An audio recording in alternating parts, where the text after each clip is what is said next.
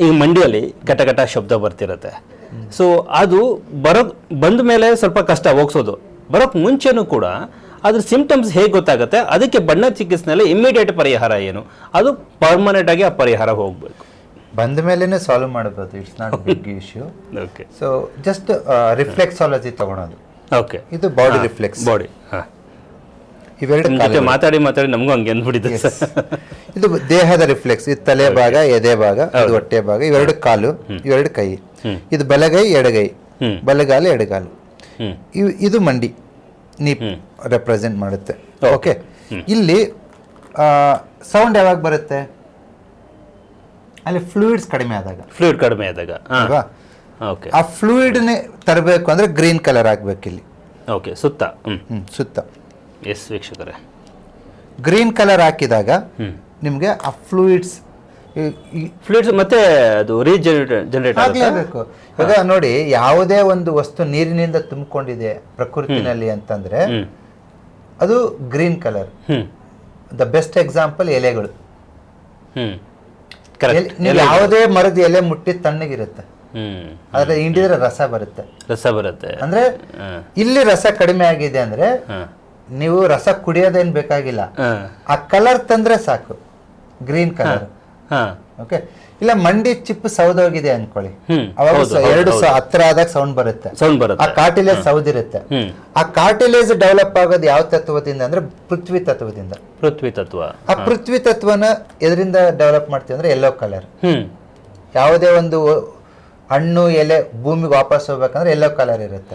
ಆ yellow colour ಇಲ್ಲಿ ಹಚ್ಚಿದಾಗ ಅಲ್ಲಿ ಕಾರ್ಟಿಲೇಜ್ ಬೆಳೀತೈತೆ. ಓ ಹೌದಾ? ಅಂದ್ರೆ ಸೌದಾಗರ ಮಂಡಿ ಅಲ್ಲಿಗೆ ಫಿಲ್ ಆಗುತ್ತೆ. ಓಕೆ. ಕಾರ್ಟಿಲೇಜ್ ಮತ್ತೆ ಶುರು ಆಗುತ್ತೆ ಮತ್ತೆ ಅಲ್ಲಿ ಸೈನಲ್ ಫ್ಲೂಯಿಡ್ ತರೋದಕ್ಕೆ ಗ್ರೀನ್ ಕಲರ್, ಕಾರ್ಟಿಲೇಜ್ ಮತ್ತೆ ಗ್ರೋ ಆಗೋದಕ್ಕೆ ಯೆಲ್ಲೋ ಕಲರ್. ಈ ಮಂಡಿ ರಿಫ್ಲೆಕ್ಸ್ ಆಗ್ಬೇಕು. ಎರಡು ಮಂಡಿ ತೊಂದರೆ ಇದೆ ಅಂದ್ರೆ ಎರಡಕ್ಕೂ ಹಾಕಿ. ಇಲ್ಲ ಬಲಗಡೆ ಮಂಡಿ ಮಾತ್ರ ಟಕ ಸೌಂಡ್ ಬರುತ್ತೆ ಅಂದ್ರೆ ಒಂದ್ 3 ದಿನ ಗ್ರೀನ್ ಹಾಕಿ, ಒಂದ್ 3 ದಿನ ಯೆಲ್ಲೋ ಹಾಕಿ. That's it. ನಿಮ್ಗೆ 2 ರಿಂದ 3 ವಾರಕ್ಕೆ ಮೋರ್ ದನ್ 50% ಇಂಪ್ರೂವ್ಮೆಂಟ್ ಆಗುತ್ತೆ. 2 to 3 weeks ಅಷ್ಟೇ.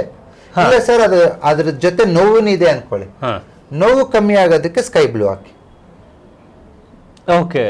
ಇಲ್ಲ ಸರ್ ನೋವೇನಿಲ್ಲ, ಮಡ್ಚಕ್ ಬರಲ್ಲ ಅನ್ಕೊಳ್ಳಿ, ಮಡ್ಚಕ್ ಬರ್ತಾ ಇಲ್ಲ ಅಂದ್ರೆ ಅಲ್ಲಿ ನಿಮ್ಗೆ ಇದು ಆಕಾಶ ತತ್ವ ಕಮ್ಮಿ ಆಗಿರುತ್ತೆ, ನೀವು ಪರ್ಪಲ್ ಕಲರ್ ಹಾಕಿ. ಓಕೆ. ವಿತಿನ್ 3 days ಅಲ್ಲಿ ಮಡ್ಚೋದು ಇಂಪ್ರೂವ್ ಆಗುತ್ತೆ. ಓಕೆ. ಇವೆಲ್ಲ ಸಮಸ್ಯೆಗಳಿದೆ ಅಂದ್ರೆ ಈ ಎಲ್ಲ ಬಣ್ಣನೂ ಹಾಕ್ಬೇಕು ಒಂದೇ ಸಲ? ಇಲ್ಲ ಒಂದ್ರ ಮೇಲೆ ಮಡ್ಚೋದಕ್ಕೆ ಒಂದ್ 3 ದಿನ ಹಾಕಿ, ಫ್ರೀ ಆಗುತ್ತೆ. ನೋವು ಇದ್ರಿಗಿನಾಗ ಸ್ಕೈ ಬ್ಲೂ ಒಂದ್ 3-4 ದಿವಸ ಹಾಕಿ, ನೋವು ಕಮ್ಮಿ ಆಗುತ್ತೆ. ಫ್ಲೂಯಿಡ್ಸ್ ಕಡಿಮೆ ಆಗಿದ್ರೆ 1 ವಾರ ಗ್ರೀನ್ ಹಾಕಿ. ಆ ಕಾರ್ಟಿಲೇಜ್ ಬೆಳೆಯೋದಕ್ಕೆ 1 ವಾರ 2 ವಾರ ಯೆಲ್ಲೋ ಹಾಕಿ.